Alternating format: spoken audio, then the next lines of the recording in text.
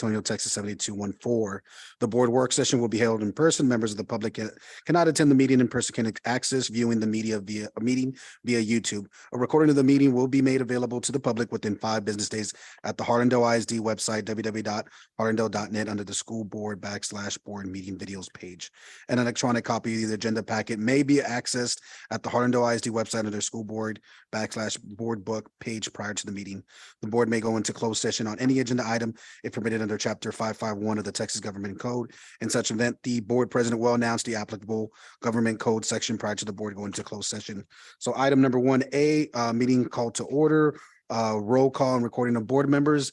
If our technology specialist is ready, we can go ahead and call for the vote of those present.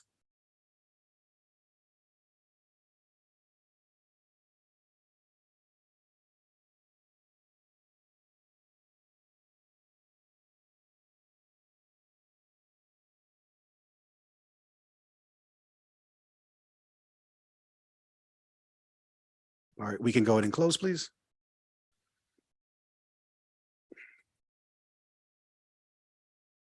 So I do declare a quorum. Just to note, Ms. Reese is attending a training for the Summer Leadership Institute. And also Ms. Ortiz is going to be running a tad bit late due to a rosary. And also to acknowledge, we do have Dr. Castleberry here with us as well. Welcome him. And so continuing on to item 1C, recording the superintendent and staff members present, Mr. Soto. Yes, Mr. Chair, Board of Trustees, HISD community. This evening, we have our Assistant Superintendent for Business and Finance, Mr. Richard Hernandez. Here. We have our Executive Director of Operations, Dr. Hinojosa. Here. We have our Assistant Superintendent for Curriculum and Instruction, Ms. Casey. Here. And we have our Public Information Officer, Ms. Mariana Villera. Here. All right, thank you very much, Mr. Soto, and welcome everyone once again. Moving on to item 2, public comment. Again, this I'll share a friendly reminder that we will have a 3-minute time limit for each individual that is speaking. And so we can go ahead and continue and call the first person, Miss Natalie Clifford.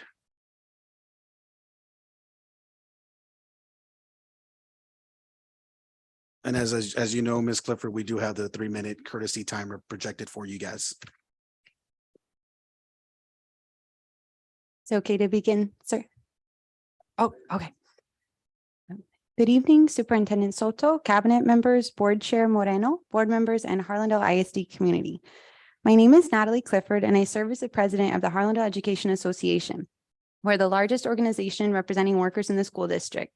I'm speaking tonight, as always, not solely as an individual, but as the elected representative for my colleagues, who include teachers, custodians, bus drivers, paraprofessionals, mechanics, administrative assistants, and more. We communicate with hundreds of workers on a weekly basis, many of whom share their concerns or frustrations with the union, as well as successes in the district, but do not always feel confident expressing them directly here in the board meetings. As most everyone here is aware, we have been speaking publicly for several months about the need to increase the pay for hourly employees, a significant number of whom live within and pay taxes to the district. As has been shared in the past, unfortunately, our district has been behind the majority of other districts in starting pay for hourly workers. In recent work sessions, the district has considered raising the minimum pay to $14 an hour. Again, we want to urge the district during this work session to consider raising the minimum pay to at least $15 an hour so that we can retain some of the dedicated staff currently employed with Harlandale ISD. As we all know, the hourly staff who have remained loyal to our district during this time have taken on extra duties due to the shortages in custodians, bus drivers, paraprofessionals, and even teachers. At the end of the day, in an economy where inflation and the cost of living have risen astronomically in the past year, people have to make the decision that will help them pay the bills so that they can keep a roof over their head and provide food for their families. If the district does not raise the hourly pay on par with other districts, we are concerned that an even greater shortage in hourly staff might arrive due to staff having to make a difficult choice to work where they can receive a living wage. We definitely thank the district leadership and school board for hearing our concerns in these past few board meetings. As a union, we understand the importance of working with the district towards achieving the common goal of the best education for our students. Simultaneously, we will always be committed to speaking up about any inequality due to our commitment and duty to the workers who provide the vital services, making it possible to educate our beloved and brilliant students every day, including during the summer. To our hourly workers, we stand in solidarity with you and will continue to speak up for a living wage. To the district, we hope that you consider making a decision tonight and on Monday that honors the labor of all workers, especially our hourly employees. Thank you all very much for your time and consideration. Thank you, Ms. Clifford. Continuing on with Ms. Susan Salinas. And Ms. Salinas, again, we have a 3-minute time limit, and the courtesy clock is projected for you on the screen. And whenever you're ready, ma'am. Thank you. Good evening, Superintendent Soto, Mr. Moreno, rest of the cabinet and the board members. My name is Susan Salinas. I'm for TSTA of the staff speaking tonight on pay raises. We believe we have a good working relationship with the district and appreciate the administration's willingness to work with us for the betterment of the employees and the students. The state government has made it extremely hard for public school districts to operate with a no influx of new monies. Harlandale is having a harder time of it because of the decreasing ADA. We know the district is doing all they can, but we are asking the district to do better for our classified and paraprofessional employees. With the price of food, housing, gas, and all other essentials increasing, it makes it harder for the hourly employees to provide for their families. We have members working second and third jobs just to provide the minimum for their families. Currently, 6 districts out of 10 pay $15 an hour, with Harlandale paying $13.10. As you have seen in the news, most districts are doing it 3% or better, some 6% for their hourly employees. We're asking Harlandale to become competitive and increase the minimum wage to at least $15, but we would love $17. Increasing the pay grades with compressing the schedule so that everybody receives a decent raise, Harlandale can stay competitive. If we don't get to 15, we fear that the employees will go to neighboring districts who are paying $2 to $5 more an hour. We are advocating for an increase in teacher pay too. It might not be possible now, but hopefully a motion will be passed to leave the door open to increase teacher pay if the state legislation comes back in September and increases funding for public schools. We did clarify the issue of special education stipends with administration. The increase is only going to teachers in a life unit. All other special ed teachers will keep the same stipend of $2,000. The administration explained their position, but the union believes that the base for all should be increased since most other districts are increasing special ed stipends. We thank you for your time, and HEA hopes you will consider many options before making a final decision on the budget. Thank you. Thank you, Ms. Salinas. Continuing on, we have Ms. Ivana Estrada Gutierrez. And again, Ms. Gutierrez, as you know, friendly reminder, we do have the 3-minute time clock projected there for you. And as you're ready, you can begin, please. Okay. Good afternoon, Superintendent Soto, board and cabinet members. My name is Ivana Estrada Gutierrez, and I have worked at Harlandale Independent School District for about 10 years. I would like to speak on behalf of my colleagues and friends who are either unable to be present or who are afraid to speak up. I have worked as an educator in many districts over the last 16 years across several states. And while the scenery has changed, the problems have remained the same. Teachers and staff shortages remain. They remain in large part due to school employees continuously being undervalued, underpaid, and overworked. However, it is us, the teachers and hourly workers, that literally put our lives on the line every single day. We did it during COVID and now with the possibility of an active shooter situation. We're supposed to protect, save, counsel, nurse, and even parent our students. Oftentimes, this comes at our own expense, whether that means purchasing an extra meal for a student, providing an ear to them and their family during a time of need, ensuring that they feel safe, and on and on and on. Why is it that we are only valued in times of crisis? Then we're so easily dismissed once the immediate threat is over. We are left to pick up the pieces left behind in our schools, communities, and students. Let's go back to when people were saying teachers and school employees deserve a lot more pay for the work they do. But this time, let's actually do something meaningful and give back to our teachers and school staff who give so much of themselves every day. Let Harlandale ISD set the precedent in demonstrating how teachers and staff should be paid and valued. Thank you. Thank you, ma'am. All right, thank you, everyone. Continuing on to item 3, the board will conduct a work session with the superintendent and staff. Mr. Soto, sir. Yes, sir, Mr. Moreno. Going to item number 4, we tasked this to our attorneys, Mr. Resendez.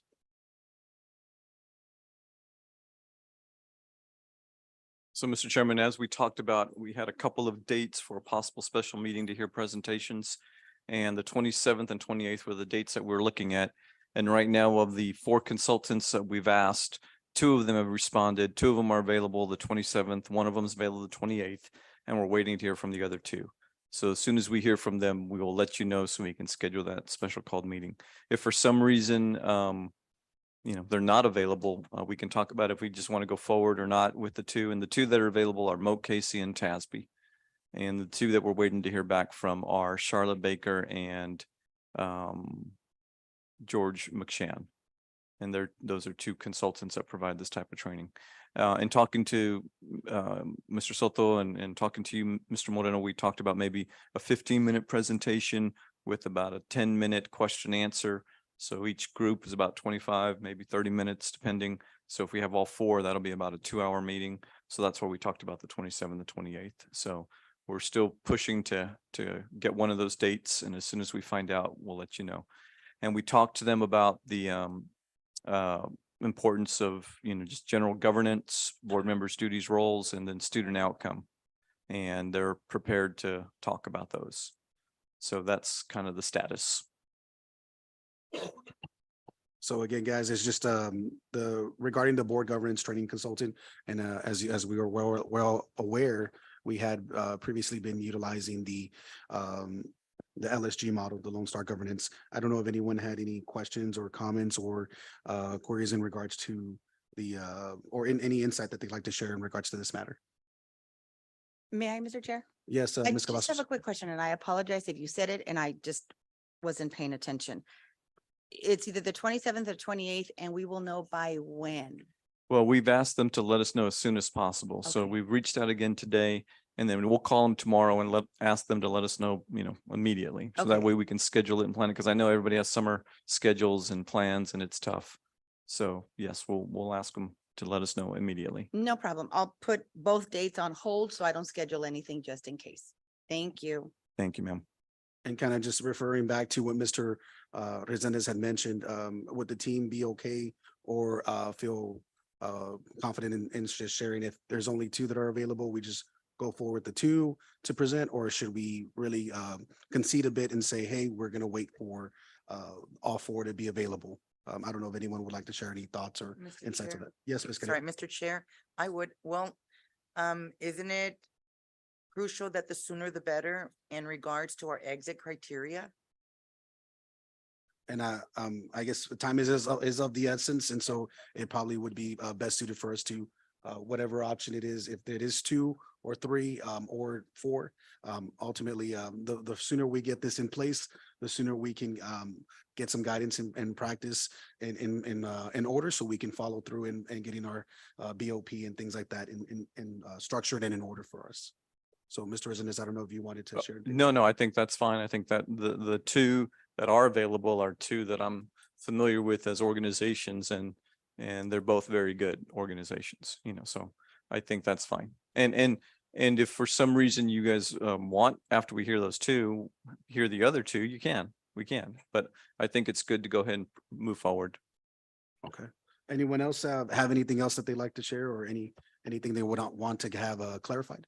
Mr. Chair, I just have one more, there's more of a clarification asking Dr. Castleberry. Is our exit criteria going to change? Dr. Castleberry, if you may. Yes. Thank you.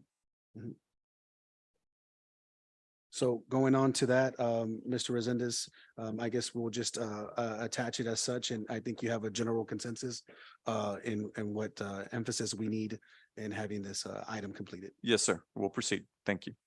Yes, sir. All right. Moving on to item number 5.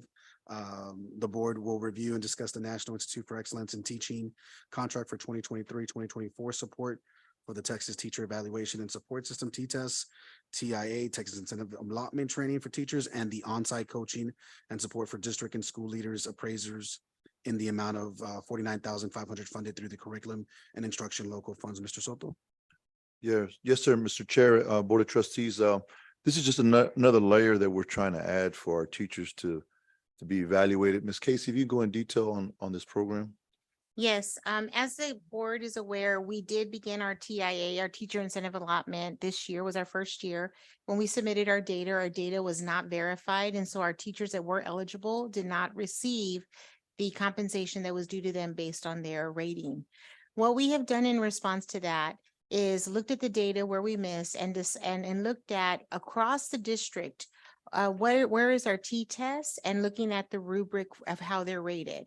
And one of the things that was very evident in our data review was that our T-test scores may have been inflated, and they definitely were not consistent or calibrated among administrative teams on a campus and district.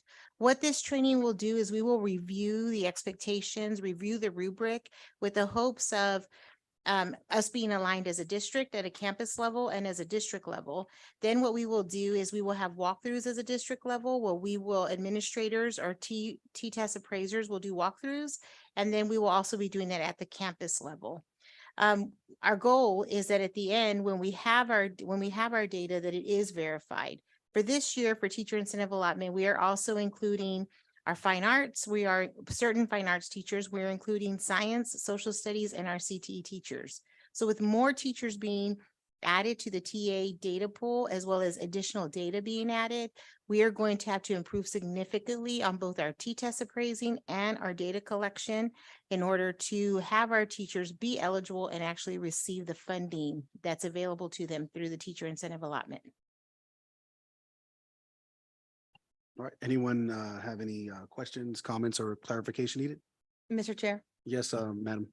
Mr. Soto or Ms. Casey, I know in the past we've discussed this before, and it's not a Harlandale ISD issue. Is it like a state issue? Is it, because I know we're not the only district, correct, that this happened to? So we are not the only district this has happened to, but what I will share with you is when we went through the data review, there were 70% of the districts that did submit their data were verified. So 70% of the districts are. This actual company, this National Institute of Excellence in Teaching, they have been working with the neighboring district for many years. And they have, I believe they're called a CAP district. I'm not really sure what the grant was that they received. And so they've actually have been using this. They have been verified our neighboring district. And so what we like to do is kind of mimic that. And we know that's the need. And that's where we're starting. We're actually going to start with principals. Should this be approved, we will be looking at July training with principals and appraisers, and that will continue throughout the school year. This contract, we're still ironing out the details of whether or not will be a contract or an interlocal agreement, but that will be verified by the time we are at our regular called board meeting. And then I have one more question if I may. Ms. Casey, and is this something that is going to be offered for those teachers every calendar year, school calendar year? So this is actually training for the appraisers. So this is all of our principals, our vice principals, our academic deans. There will be an element where we're training teachers because we all need to understand this is truly what a proficient teacher looks like. This is truly what an accomplished teacher looks like, and et cetera. We're actually meeting with principals now and we're sharing data. We have campuses where we have 11% of our teachers that are actually meeting criteria to be eligible, up to 96%. So that variance tells us that we're right on target is where our training needs to be. But teachers will have that as well. And we've been doing T-test now for 12 years. And so it's been around for 12 years. So it's definitely time for us to recalibrate and familiarize ourselves with the instrument itself. Thank you, Ms. Casey. And I think it's excellent that you're starting with administration and then teachers. That way everybody's on the same page. There's no surprises and everybody knows what to look for as far as in, for the teachers' evaluation and what the teachers need to brush up on or be in tune with when that evaluation comes around. So thank you so much for making sure everybody's educated on that. And just another note, we're actually doing our TPES as well. When we have our principals, their retreat, we're actually going to have a refresher for our TPES, which is our principal appraisal. So those expectations are clear as well. Thank you. Thank you very much. Thank you, Mr. Chair. Anyone else like to share any thoughts or commentary towards the item or any insight? No. And just to kind of just share with the team. I think it's a positive measure to support. Our administrators, I know a lot of times we do hire first year administrators and to be quite honest, in the experience that I've gained, it is minimal in the amount of training that you receive and being able to appraise. You typically only have the calibration you do with Region 20, which is a 3-day course, and sometimes it's been on Zoom and sometimes it's been in person. But you really don't get the ability to go in and get things calibrated, which means being able to understand exactly what to look for so you can be fair and accurate to that teacher. And everyone on your team is the same, because I hate sometimes when certain staff members are like, oh, I got this appraiser, and it's like, oh, this one I'm gonna be able to phone in, and the other ones are like, oh man, I gotta be a little bit tougher on this one because this one, he looks for every little thing. So if we can keep it all the same, it'd be fair to our teachers, and also let them know that, they are making those gains, as Ms. Cavazos alluded to. So I think it's a great idea in order to make sure that we also are fair to those a part of the TIA, because they do deserve those type of I guess you could say incentives, because they do deserve that, for the lack of a better word. But we do have Ms. Ortiz here joining us. It is 6:36. So Ms. Ortiz, we're on item 5, and we're still just discussing for the T-test review. But overall, we should be all right. I don't know if anybody else had anything related to the item. Yes, Mr. Luna.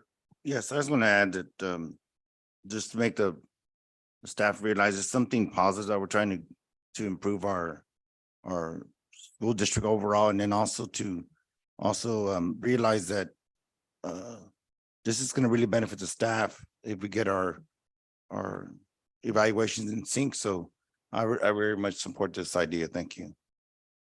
Thank you, sir, for sharing that. Anyone else like to share any thoughts or insights or any questions? No? All right, great. Thank you. So moving on to item 6, the board will review and discuss the budget amendments to the general fund and debt service fund for the 2022-2023 fiscal year in various amounts. Mr. Soto, please. Yes, Mr. Chair, Board of Trustees, we have a few items that Mr. Hernandez will go over on some amendments to our budget. Thank you, Mr. Soto. Mr. Chairman, members of the board. The first budget amendment in your board book is related to an accounting treatment that needs to be undertaken and needs to be implemented for this fiscal year, similar to the type of budget amendment we had last board meeting. This is under the Governmental Accounting Standards Board number 96. And basically what it does is it takes the subscription-based information technology arrangements, which is your software that we're subscribing to for more than a year. The requirement now is to recognize that as a capital asset. So in doing so, then that changes the amount of that is budgeted under each of the functions. And basically we're reclassing the amounts that are already budgeted in certain functions that benefited from it, such as instruction or data processing, and move it into the function as required by TEA into what they call debt service, which is function 71. The second budget amendment is related to our debt service fund. In July, we sold as you know, our building bonds and our refunding bonds as well.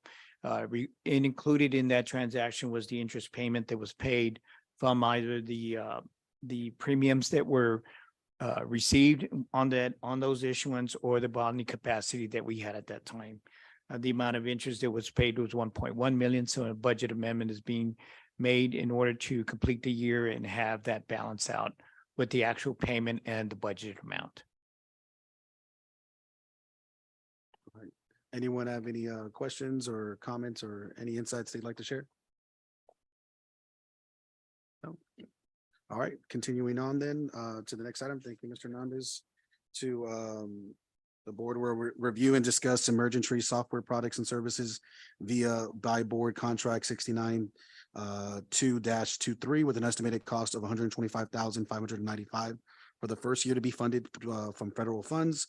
The term of this contract are one year from board approved date with 2 one-year renewal options. Mr. Soto.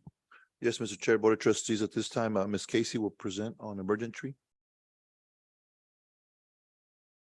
Okay, I'm sorry, part of our, we have an improvement plan with Texas Education Agency on the significant disproportionality, and it's the number of special ed kids that are removed from their general education setting. So one area that has been a huge focus for us probably this year, but it began since COVID, is discipline.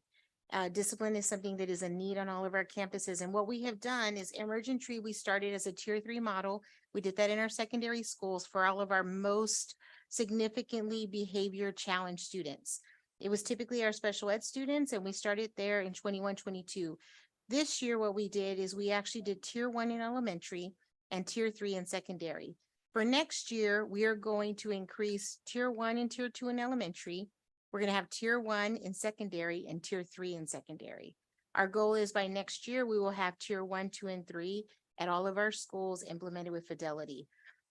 With this program, what we do is we actually do training. We've actually started already training our secondary campuses. That started last week.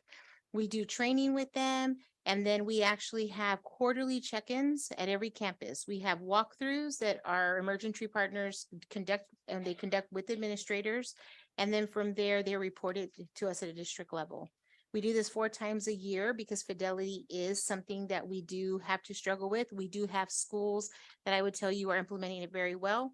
There are schools that we've had to restart, and we actually rebooted them at the beginning of the semester and are doing well now. And then we have schools that we are continuing to work with. This continues to be a need at our campus. And what we would like to see with tier 1 is that tier 1, we will address those needs of the most basic kids that maybe they're not getting referrals and they're not getting suspended, but they are disruptive in a hallway or classroom.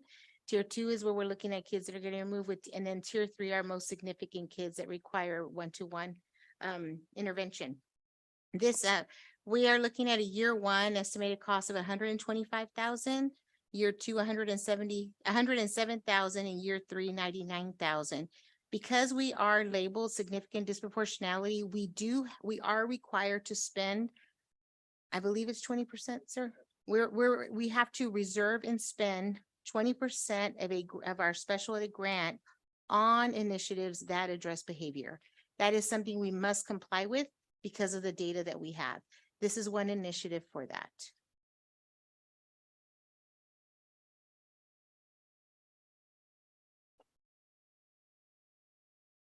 All right. Any questions, guys? Any comments? Mr. Chair. Yes, Ms. Cavazos. Ms. Casey, this says it's for 3 school years. Year 1, year 2, year 3. At any point, will we be able to revisit that? Or are we locked in for 3 years? So we have 2 components to this. We have our contract, and I'd have to look at the contract, but most contracts, we do have an option with notice. However, we also have a plan that we've submitted to the state. And in the plan that we've submitted to the state, we have to show what we have done. We have to submit artifacts of what we completed, whether it's training, whether it's reporting. And so we would have to do 2 things in order to stop that. We'd have to, 1, update our plan with the state and have something in its place that would address behavior. And then 2, cancel the contract as well. Thank you, ma'am. Anyone else like to share any comments or questions or any insight? No. All right. Well, I'll share a little insight. I know with Emergent Tree, it's something that I do have some familiarity with and some experience. A lot of times we don't want to burden and say, hey, we want to put another thing on the plate of our teachers or our staff. But in reality, these are a lot of things that we already do.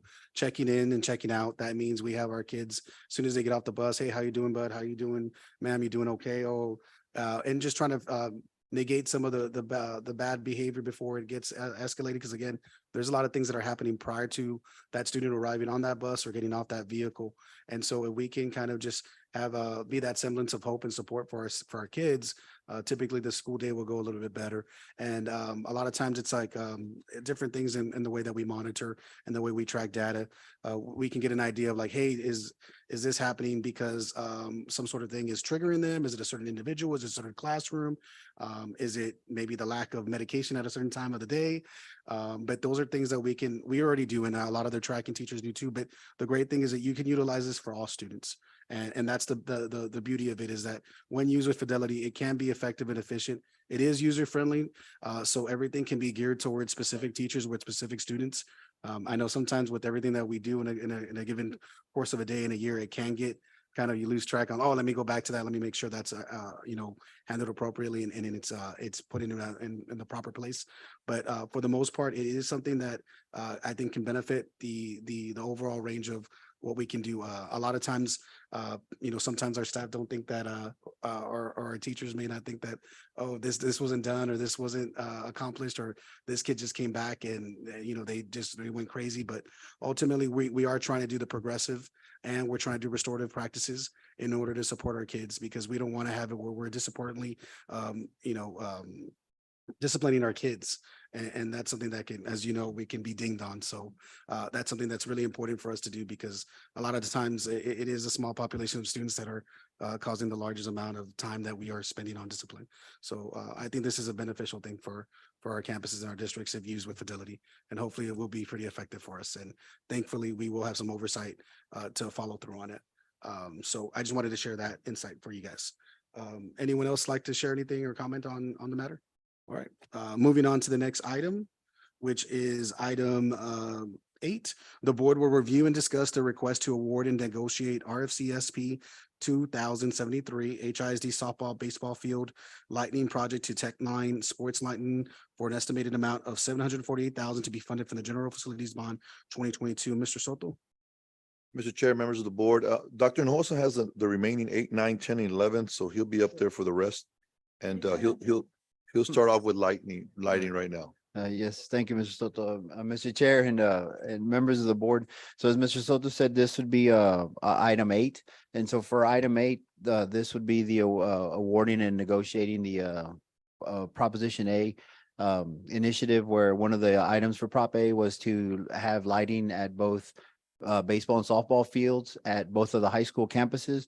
And so through the assistance with Mr. Hernandez's staff, Mr. Mora, going through the procurement process, we were able to late spring put this out for bid to receive quotes for the project.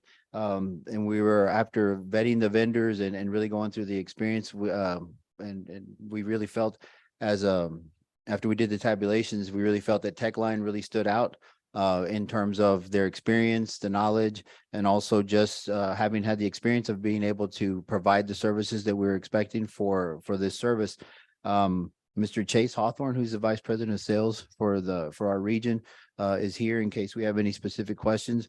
But again, after evaluating their just the previous work that they've done at various sites and various school districts, we know that they will be able to meet our expectations. There is one oversight that I will make the correction for the board meeting.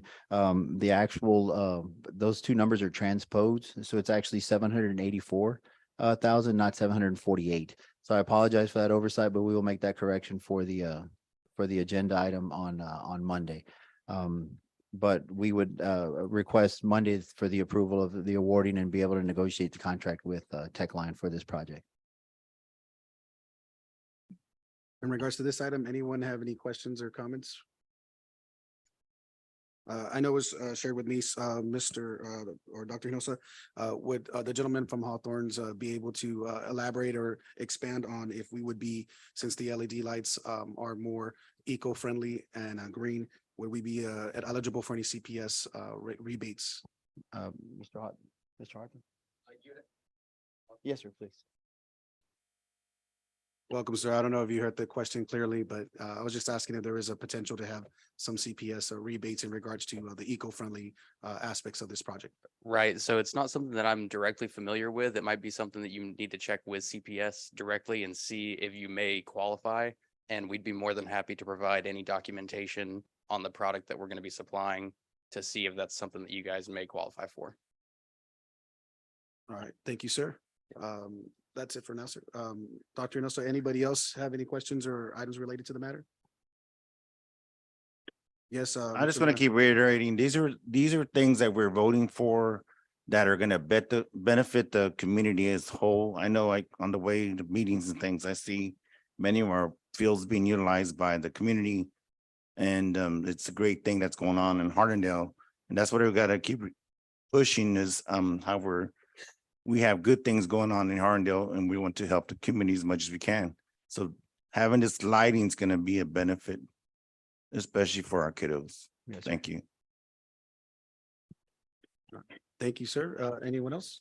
Mr. Chair, Yeah, yes, Ms. Ortiz. just because of my background and familiarity with CPS rebates. CPS has to do the initial, they're the ones that you have to contact so that they can provide you with the specs, not the other way around. Like we can't build it and then have CPS come and assess. It's the other way around. CPS has to go do the initial. Thank you, Ms. Ortiz, for sharing that insight. I'm sure Dr. Enoso may take some notes on that and we'll be able to Yes, sir. circle Yeah, back. absolutely. Yeah, moving forward, we can definitely take that in consideration. Anyone else like to share any thoughts or insights? It's always good points that you guys are sharing. I will kind of just reference just what Mr. Luna said. A lot of those fields are being utilized and not only that, but to have the ability to have these areas more well lit is only going to benefit and deter certain actions around those neighborhoods as well. So I'm sure our communities will be pretty happy to see that implemented within those different areas through our campuses and those areas in particular. So continuing on, Dr. Hinosa, to the next item. The board will review and discuss the request to award and negotiate RFCSP 2078 HISD JROTC facility from McCollum High School to the W.R. Griggs Construction Company, Inc. for an estimated amount of $4,540,000 to be funded from the General Facilities Bond 2022. Dr. Hinosa? Yes, Mr. Chair and members of the board. So this particular item, again, just is tied into Proposition A. One of the items that we were looking for was to create or build a facility, ROTC facility at McCollum High School. And this particular item, again, through procurement processes, we put out for bid in early summer. We tabulated the bids, and again, through the vetting process, W.R. Griggs, just with their experience, they have a lot of experience in the San Antonio area with multi-million-dollar projects and projects very similar to what we're looking to build and have there at McCollum for the ROTC program. So we felt comfortable in knowing that they've exceeded the expectations that we had set out for this project. And again, we have Mr. Troy Griggs, who is the vice president for W.R. Griggs Construction here, in case there was any specific questions that y'all may have. But at the Monday's meeting, we will be seeking approval to award and to be able to negotiate to move forward with that project at McCollum High School. All right. Anyone else have any questions or comments or any insights they'd like to share in regards to the bond item? No? All right, well, continuing on, sir, to item number 10, the board will review and discuss the request to amend the award to Renacrate Enterprises LLC for the procurement of rental moving equipment to facilitate the repurposing of district facilities as approved by the board on March 27, 2023 via by board contract 640-21 with an additional estimated cost of $60,000. Funding will be from the General Facilities Bond 2022. Dr. Nelson. Yes, sir. As you noted, sir, once the decision was made to repurpose the facilities, the decision was made and was approved in April to go with Rent-A-Crate as to be able to provide the equipment for the move. So we did an initial assessment, and what was taken to the board for approval that particular night was an estimated cost of $100,000 that was going to provide the crates and all the moving equipment that we were going to need for our students. For our staff. From one campus to the repurposed areas for our teachers and the equipments that they have, the instructional resources that they have. After beginning that process and really diving a little bit deeper into the process, we quickly, saw that the estimation of $100,000 was not going to cover or be sufficient enough to be able to pack all the instructional resources, library resources, and the items that we were going to need to the repurposed campus. Bringing this item forward is really to, after meeting with them and reassessing it, is that cost that we need to now have to be able to complete the move, to be able to move all those items over to the new campuses. Yes, Ms. Cavazos, would you like to share something? Yes, thank you, Mr. Moreno. Dr. Hinojosa, so is this the additional $60,000? Will that cover everything, or are we might expect some additional expenses more. No, it should cover everything because based on the assessment that we made, the initial assessment was prior to the packing and actually having there was an estimation per classroom. And so once the teachers were given the opportunity to actually start packing, that's when the realization came that we had underestimated. And so we went back. And so this should cover the remaining items that are needed. It's a great question. Thank you, Dr. Hinojosa. Yes, ma'am. All right, thank you. Mr. Luna, yes, sir? Yes, so you said your original estimate was underestimated. Was there additional entities that were gonna be moved after all? So that's a great question. So the departments, when we made the initial walkthrough, there were certain areas that we were not anticipating having to be moved as soon as they did, but in order to be able to have certain departments ready for the start of school, that was part of the additional items that we were needing, because we want to make sure that pupil personnel that was going to move and some of the alternative school items that we need to make sure that they're up and running by the first day of school. Those are the items that we needed to add to the estimate. All right, that's the way we let the community know that we are in the process of getting it transitioned over. Thank Yes, you. Yes, sir. Thank you. All right, thank you. And anyone else on this item would like to share anything? Okay, so we'll go ahead and move on to item number 11. The board will be presented bond 2022 maintenance tax notes and steering committee updates. Mr. Soto or Dr. Reynoso? Yes, Mr. Chair, members of the board. At this time, Dr. Hinojosa is going to go over. He's had a series of meetings for about a year with the steering committee. And so he just wants to give the board and the community updates on all the projects that entail from the bond, the maintenance tax notes, and if there's any questions, he'll field them. Yes, sir. Thank you, Mr. Soto. So what we'd like to do is I'm going to start with some of the bond information, some of the items that we were bringing to the board on Monday for formal approval. We're going to get a little bit more specific with those items in this presentation. And as Mr. Soto mentioned, we also have some maintenance tax notes projects that we currently have that are kind of continuing, that have been in the process for a couple of years. And so we're going to kind of go over that as well. And then we've also been meeting with the steering committee, which was also part of Proposition A, and kind of give an update and status report on where we're at with those particular items. So just a little refresher. So back when we were putting the items together for bond 2022, for the passing of it, we had Proposition A was our general facilities projects. And that was a list of the projects that we took before the community to vote for our general facilities portion of the bond 2022. This particular issuance, the first issuance that we received, we were able to target 3 of the items on this of this list, which is the CTE building, the ROTC building, and then also the lighting, which we discussed previously. We also were able to address through the steering committee a portion of the 30.4 million that was designated for community needs or community recommendations. And that's where the steering committee has come in. And we'll discuss those in a little bit more detail.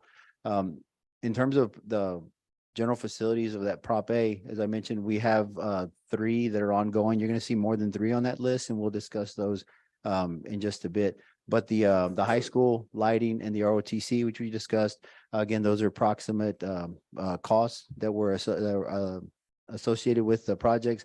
Again, they're pending approval, which we'll bring forward on Monday. And there's the start date, the anticipated start date and completion dates for those projects. The baseball and softball field lighting should kick off more than likely in July. And speaking with Techline in terms of the products that they'll be able to get started a little bit sooner. ROTC again, if that is awarded and we're able to negotiate and get that worked out, that should hopefully either start in late July or early August. As you know, with one of the results of the repurposing was to be able to use Carol Bell as the CTE site. And by being able to do that, we were actually able to bring down the estimated cost. If you remember back to on the previous slide, we had designated $20 million for the CTE building, but by repurposing Carol Bell, we were able to reduce that cost for renovation and all the equipment that should be needed to, or that will be needed to operate those programs, to $5 million rather than the estimated $20 million. So what that does is it allows us to move forward with some of the other projects that we had under the Proposition A list. So the multipurpose gymnasium or the multipurpose fine arts building, being able to have Carol Bell repurposed, saving that money actually allows us to be able to push forward with some of the other projects that we have on the list. So that's the under Proposition A, we had $26 million that were designated or earmarked for the gymnasium and the fine arts facility, the multipurpose facilities. So by being able to kind of save that money by repurposing Carol Bell, we're able to address one of those facilities a lot quicker because we have those funds available at this time. And again, you see kind of the status of where those are at, which is the CT building is in the design phase. We still have not reached out or been able to put out for procurement purposes a construction company for that. We're finalizing those details with the repurposing of the facility. And then the two, the multipurpose gymnasium and the fine arts, again, those are in the design phase because it's really going to be a result of the monies that we're going to be able to kind of save because of the repurposing of Carol Bell. So are there any questions on this particular? Any questions, guys, in relations to the update that was given by Dr. Hinojosa? Mr. Chair. Yes, Mr. Luna. So you're saying, one thing you're saying is that you were able to start one of the other projects, right? Who's going to determine which one gets started? Depending how much funds are available? Yes, sir. Exactly. That's exactly right. Just depending on what, once we were able to determine the final cost, once we were able to procure a construction company to be able to do the repurposing of some of the items that we need to get the CT building functioning at the level that we needed to, then we'll be able to see how much money we'll be able to actually save. That's why these are approximate costs. And then we'll go back to the list of already predetermined because of the bond election. And then the administration will discuss as far as how much monies we actually have available at that time. And just for our sake, the community's sake also, is how much is available after this first bonds that we sold, is how much is available the first phase, or like? Mr. Hernandez, will you be able? Sure. 30 something? The first phase that we did on issuance, it was 40 million. We're authorized to issue 125 million. I believe in 2025, we're looking at issuing approximately 35 million. And the majority of that will be going to our refunding of the maintenance tax notes so that we avoid paying dollar for dollar out of our general fund on the principal and the interest. And then the remaining amount will be issued, I believe, in 2030. All right, just for us to understand that we don't have the whole 110 million available. I understand that, but just the community can understand that we're going through this in phases. So, all right. All Yes, right, sir. that's all I had really. Thank you. Mr. Chair, Yes, Mr. Soto. Mr. Hernandez, can you also elaborate a little bit on that, what Dr. Hinojosa said on the 20 million that we're saving on the repurposing of Carol Bell? That 20 million is just allowing us to move forward with some projects that were lined up for the second issuance, but eventually there's gonna be about 18 to 20 million at the end of this bond issuance that the community is going to be able to use for other projects and the school. Yes, sir. You're absolutely correct. Again, the requirement of using bond proceeds is for construction of new buildings or improvements to existing buildings and to equip those buildings with equipment that can be capitalized. So again, the proposition was broad enough to allow that flexibility, but what was provided to the community as being met, as long as those initiatives are being met and explained to the community, yes, those funds will be available. All right. Thank you for clarifying that, Mr. Soto and Mr. Luna. Anyone else like to share any thoughts or insights? Okay, continuing on, Dr. Hinojosa, please. Yes, sir. So the next few slides are really just some examples of what of the projects that we currently have with Proposition A. So this is just an example of the LED lighting that's going to be put into all the fields. And as was mentioned earlier, this was really going to benefit not the community, but then we do have middle school baseball and softball that is really growing in our our programs are growing. We have a lot more student and participation in those two. So this is going to allow for them to practice later, once the time changes. And then it's also going to allow for the games to be able to start later. So they're not going to have to miss class time to be able to get an actual game in. So that's going to be some great benefits that's not going to impact the instructional time for our students. But again, this is just an example of the LED lights that we be put in. As far as the McCollum ROTC project, just as a reminder of where the site's going to be sandwiched kind of between the auto tech, the tennis courts, the gym, and the field house in that area, right behind towards the back of McCollum. The rendering that I added is similar to the rendering that I showed, similar, and that building will be it's going to run facing the street. So that way it's not going to be aligned at an angle. So it'll actually be facing the street, which I believe is Hutchins, that goes right in front of it. We did meet with, I don't want to mess their, I don't want to get their ranks incorrect. So Lieutenant Colonel Burton and also Sergeant Major Camacho, and we got their input in terms of the design, the interior design, locker room spaces, and just the overall spaces. And we are going to be able to fit in the ROTC competition level shooting range, and that'll allow both high schools to be able to utilize that for competition. So our cadets won't have to travel for every competition. We'll be able to host some competitions as well at the facility. And as we mentioned, Carol Bell, obviously we want to continue to the namesake of the school. And so the CTE and career and technology, it'll look a lot better than that Photoshop, the slide that I was able to put. I try to match the colors best I could, but we will keep the namesake, but that'll be the retrofit of the CTE building and everything that needs to go into that for our programs. The next component of it, if there's no questions, is just some renderings. We have initiated some conversations with the architects if we're able to be able to save some of those funds to be able to move forward with some of the other projects. So this would be a rendering of the multipurpose gymnasium that we have initially discussed with the architects. And again, this would be at the site where Shea currently sits, and with some parking and some extra parking areas that we're looking at right now. We're currently looking at, but again, this is just a rendering in case we were able to move forward with this project. The inside, you see there's a highlighted area. It's not very visible, but I believe it's page 19, I believe, in your board book. You'll see a little highlighted area. That little highlighted area would be a shared space.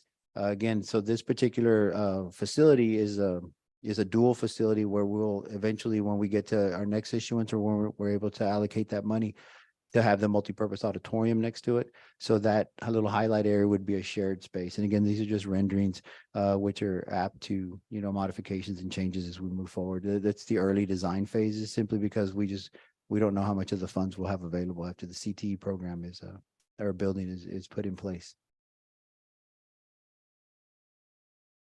As Mr. Soto mentioned, moving forward with the steering committee. So part of the steering committee, our Proposition A, there was $30.4 million that were made available, for community needs or community recommendations. So beginning last August, I believe, we started meeting with the steering committee, and we've met probably approximately 7 times since then, with the last one being on Monday.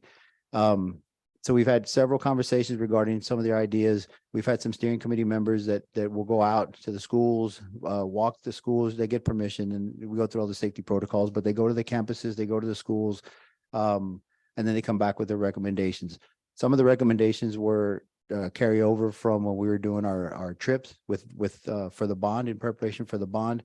And then some of the recommendations have also been, since we started meeting, they'd go out to the campuses and they just kind of come back with feedback. So what you're seeing on this slide and the next slide is kind of a compilation. It's not an inclusive list, but it's the majority of the things that when we contracted back in the spring with BLGY as the architects. So we got the steering committee's recommendations. We took them to BLGY to give us some estimates.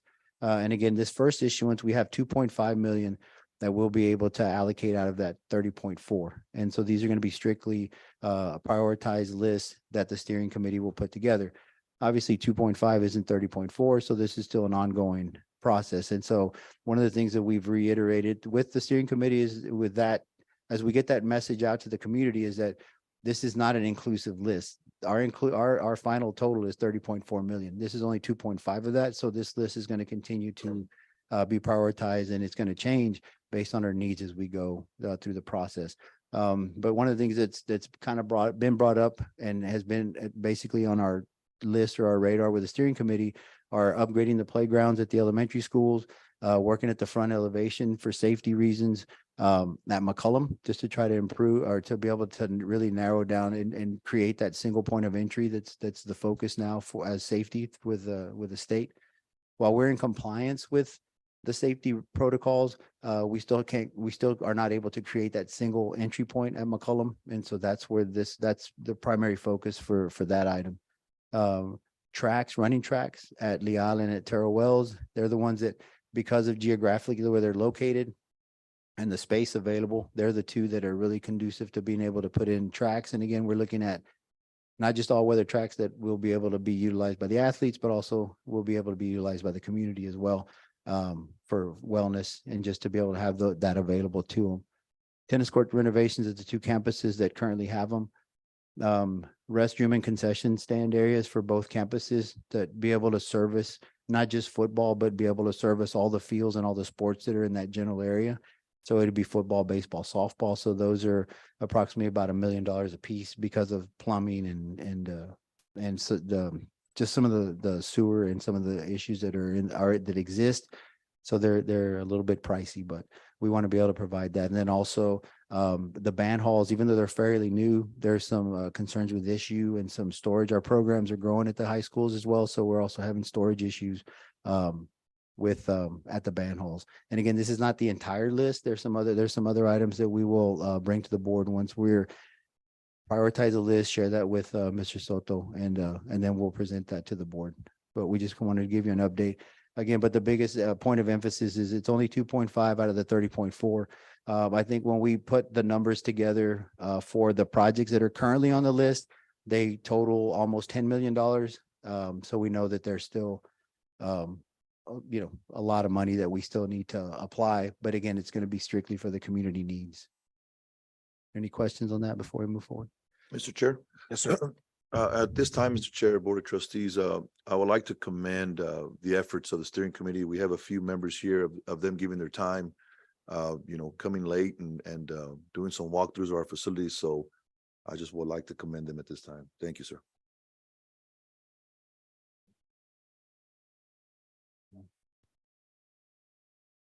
And they definitely are a driving force. They were there with just in terms of being able to get, the passing of the bond, and they haven't missed a step. They're very active and they definitely, they take very serious when we say, email me whatever you see. They definitely will do that. They report it, but we do appreciate all the work that they do. Moving forward, Proposition C was the as it was worded in the for the bond. The $9 million of that was going to go back to for the completion of phase 2 for Memorial Stadium, which included the dressing room areas, the locker rooms, and also the press box and so forth, and also the resurfacing of the track. So that 9.5 million was actually broken down into those two. So overall, the project to complete Memorial Stadium was $17.4 million, which that 9.5 went and was applied to this. Again, even with the recent rains that we've had over the last few weeks, they're still on schedule to have the locker rooms completed by August and also to have the press box available by November. But the target is still on for being able to utilize both sides of the stadium during football season, so we won't have to have a shared space like we did last year.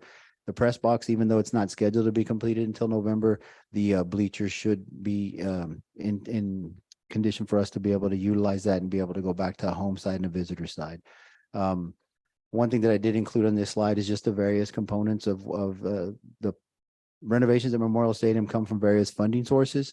And so if you were to total those 4 items, they would come out to the 17.4. And then just an update, and these are kind of dated, even it's ongoing. But now what you see on the left-hand side, that's the steel frame for the press box.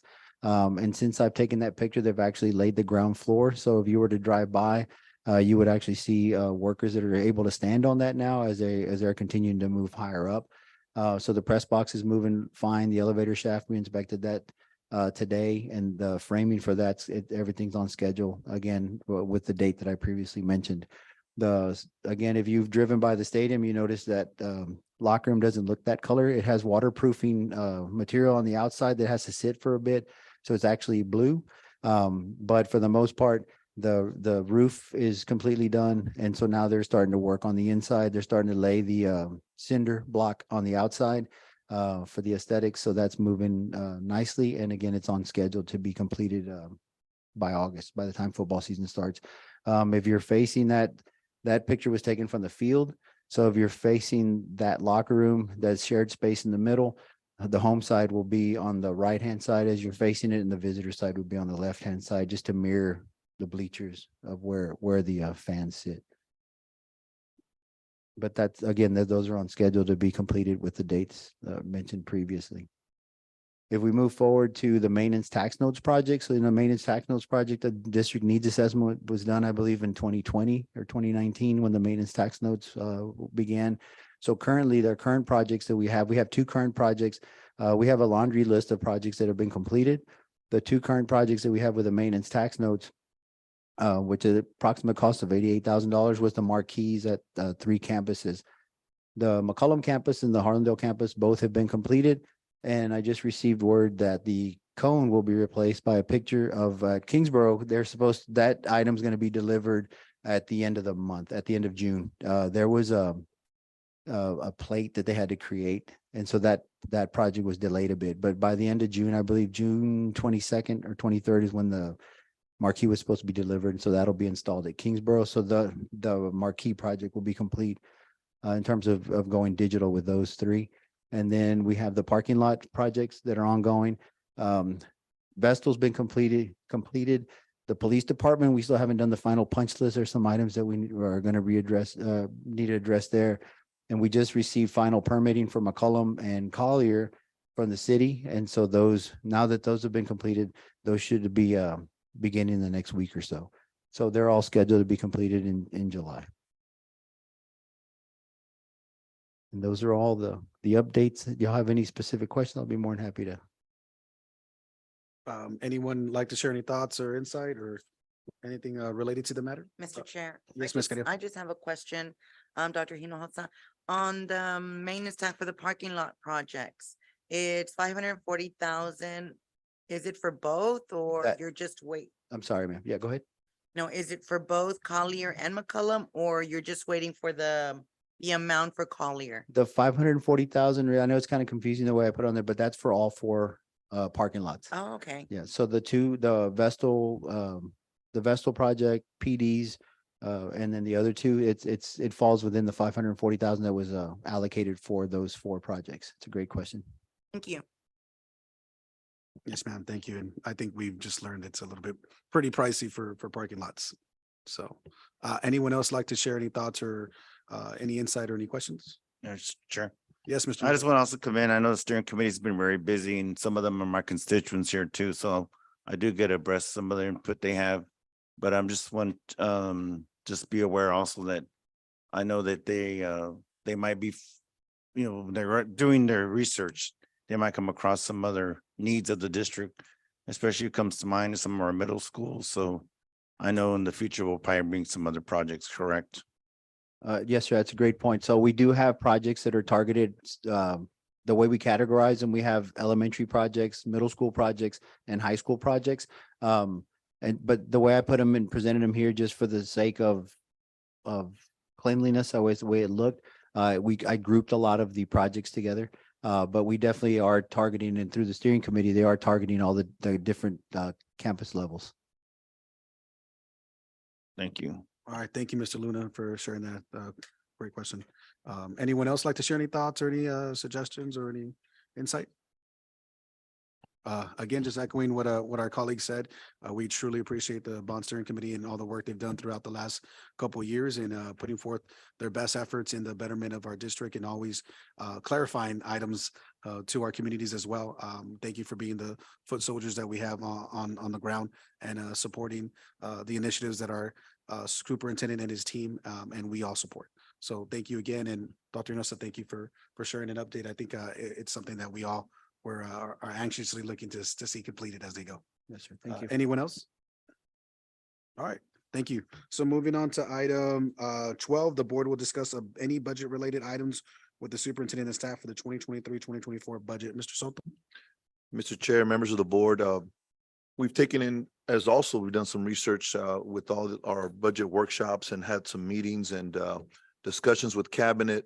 And then also looking at what other districts are doing, right? We want to stay competitive with other districts and as best as we can, but take care of Harlandale as well, right? And so Mr. Hernandez is going to go over a few items that we have tweaked and looked over to see if how we can manage it. You know, as we can see, some districts have made some substantial increases like Northeast, but when you see Northeast, they're one of the bottom ones in the overall scope of things. So they needed a lot of catching up to do, but they also use the verbiage of evaluating staff and evaluating programs, and you hear that be reiterated by other districts. And Harlandale is not going to be any stranger to that same verbiage because, as we said, as noted earlier, is the state didn't send us any more money, and so we're still functioning with the same, hopefully with the same amount of kids that are going to enroll and be present. And then we're also going to give a raise. And so that is going to be reoccurring. It's not like we give them a raise 1 year and then the next year it goes away. So this is a reoccurring hit to the budget. And so Mr. Hernandez will go into detail and showing how it impacts our general fund. And then after this month, we will start having conversations every month on our proposed plan on how we need to balance this budget for the following school year. Mr. Hernandez? Yes, sir. Thank you, Mr. Soto. Mr. Chairman, members of the board, as Mr. Soto said, regarding the legislature and the lack of funding that they provided to school districts. The last time we met in our very first session, work session that we had, legislature was still in progress. It ended on May the 29th. And we got an update from Mo Casey last Friday. And so some of the information that they provided is here presented on the slide. So basically, as we started our budget process, we were looking at HB 100 providing adequate funds to provide increases to the staff. But as we know, that didn't pass. And so House Bill 1, the General Appropriations Act passed. And in summary, Mo Casey provided that it actually reflects a $3.1 billion reduction to state funding when you compare that to the prior biennium. Another factor out of HB 1 was that there still remains 5.3 million for tax compression, plus an additional 12.3 of additional property tax relief and additional tax compression. And that's going to be dealt with in the special session that is ongoing right now. What did occur, though, is that the House bill did continue funding what was already passed under what we're under right now as current law in state funding. And it's the benefit that the board has had when we increased our tax rate to take advantage of the Tier 2 funding. Based on current law, that allocation rate increased from $98 to $126. So that is what is providing us the additional monies that we are looking at in order to help us try to meet some of the expectations and certainly recommendations of providing the compensation for our staff. So back on our first work session, again, we were looking at House Bill 3 of providing 3.4, but based on the monies that we're getting under the Tier 2 funding, we're getting $2,389,000, or a difference of about $1 million.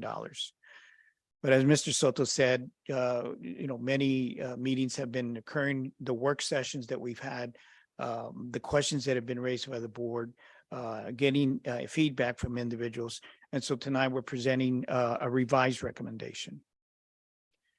And so to start off with, on a teacher's increase, we're looking at a 3% market medium salary, which is at the midpoint for those teachers that are at the midpoint or below the midpoint.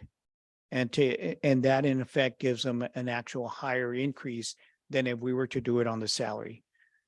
And for those teachers on the teacher scales, in any nurses and social workers, those that are at above the midpoint, they will be getting, we're recommending 3% on their annual salary.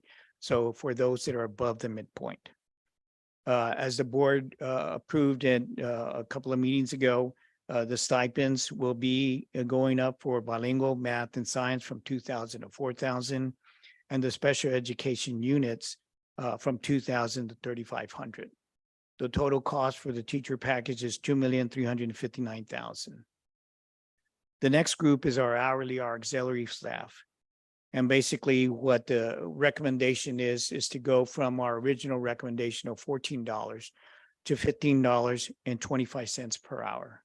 So again, as we recently heard, we're trying to remain competitive with other school districts and trying to get out ahead on that. And so again, the recommendation is $15.25 for the clerical and for the classified.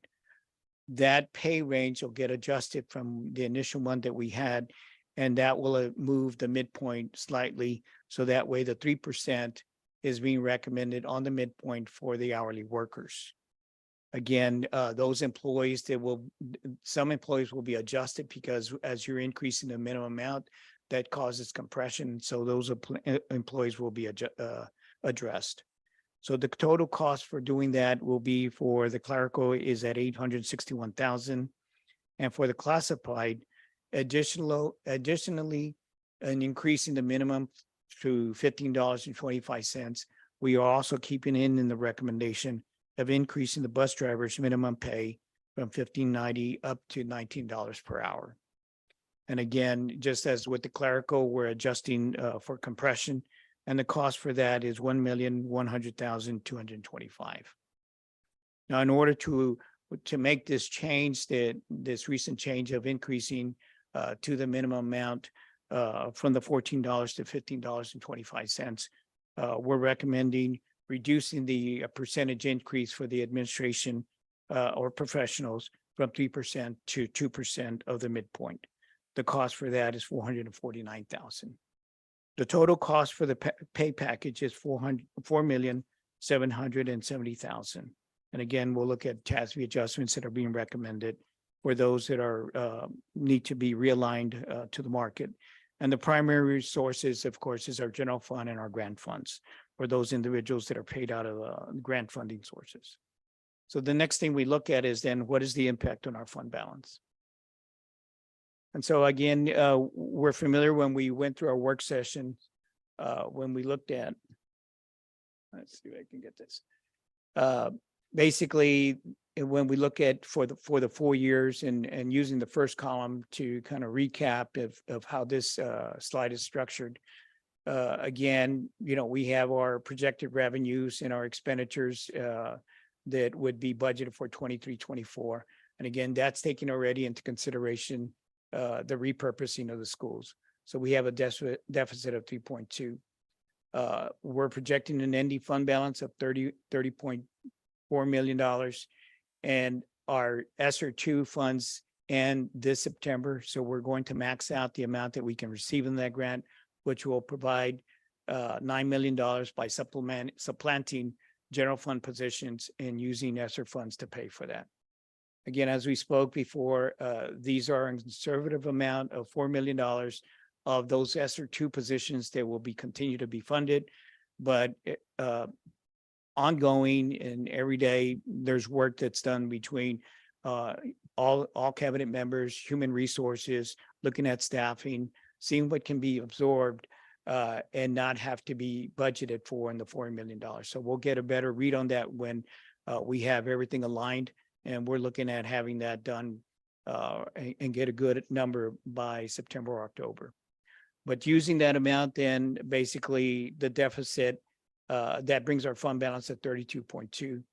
This $2.3 million is basically taking what I just presented as far as the pay package of the 4.7 million, subtracting out the available resource that we talked about in tier 2 funding, the 2.3 million.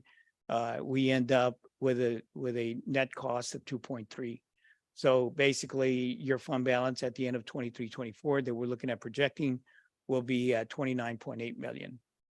To recap, basically what's happening is that for the budget year for 23-24, we're proposing a budget deficit of 9.6 million. And again, ending the year at 29.8 million. So you take that and we factored it out throughout the next 3 years. Again, the 4 million then goes into your expenditures for 24-25. We will be ending ESSER 3 in this coming year, 23-24. Again, maximizing the amount of monies that are available by supplanting will provide an additional 12 million, which will then provide our fund balance at 41. Again, the positions that are funded out of the ESSER 3 are the basically our state comp positions. And so that is at 6.8. And again, as to reiterate, processes will be made with HR, with campuses, with finance and so forth in order to see what positions can be filled with current vacancies. That brings our fund balance to 27.7. Again, if everything remains status quo, the cost of funding, the net cost of funding the salary wage increases, because this is a recurrent cost, would be 2.3, bringing down our fund balance to 25. So our deficit then, our budget deficit would be projected to be at 24-25 at 16.4. But as Mr. Soto mentioned, efforts will be made in order to try to balance our budget and address what this possible deficit may be. And this then is factored over the next 2 years. And again, just a reminder to everyone is that the new biennium will start in 25-26. The state will be meeting in the spring of 25 in order to look at legislature for funding of school districts.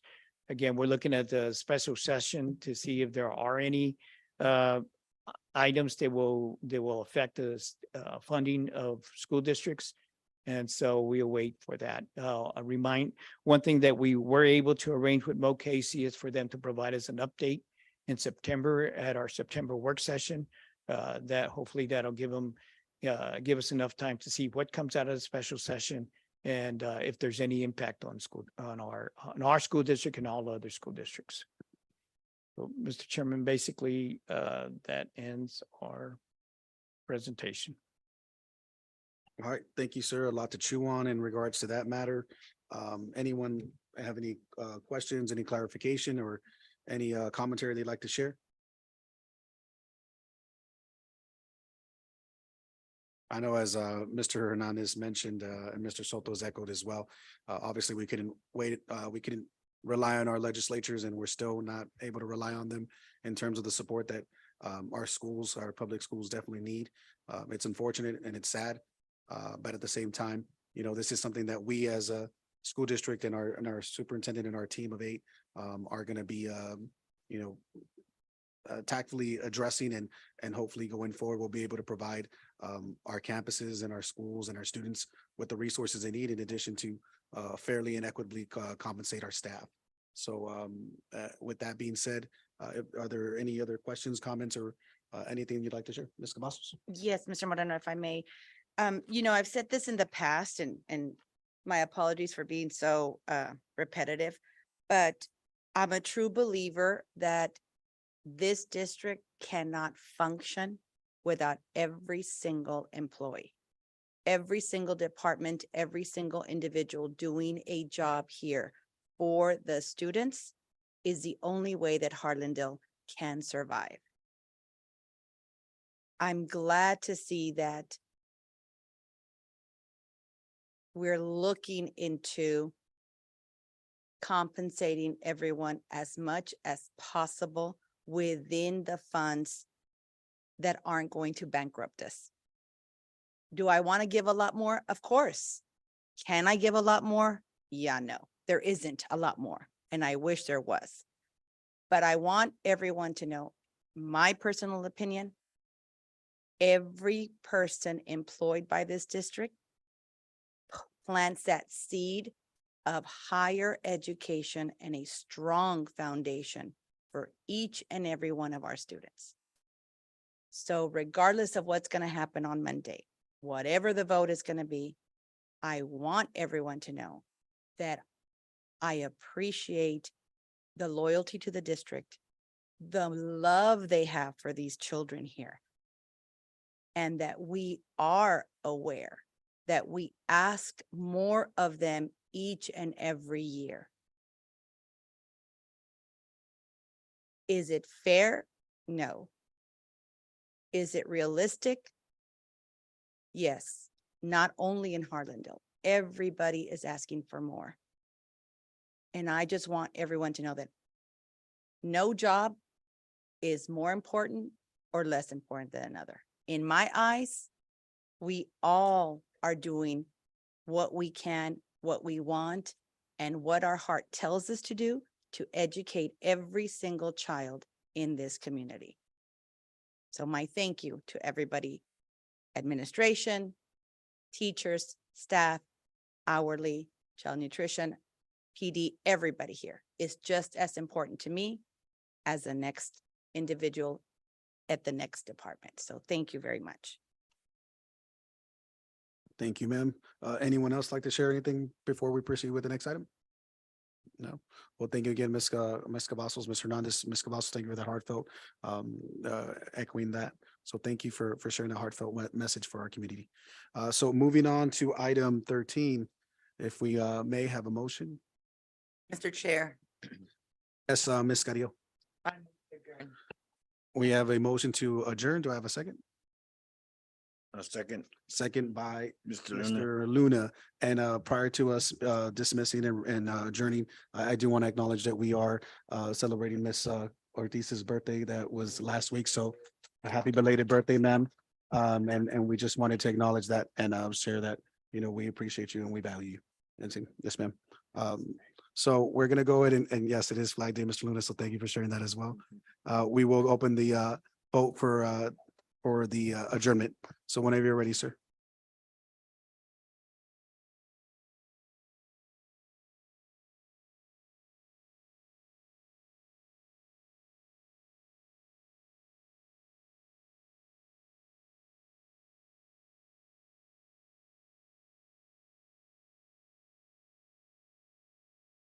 All right, voting is now closed.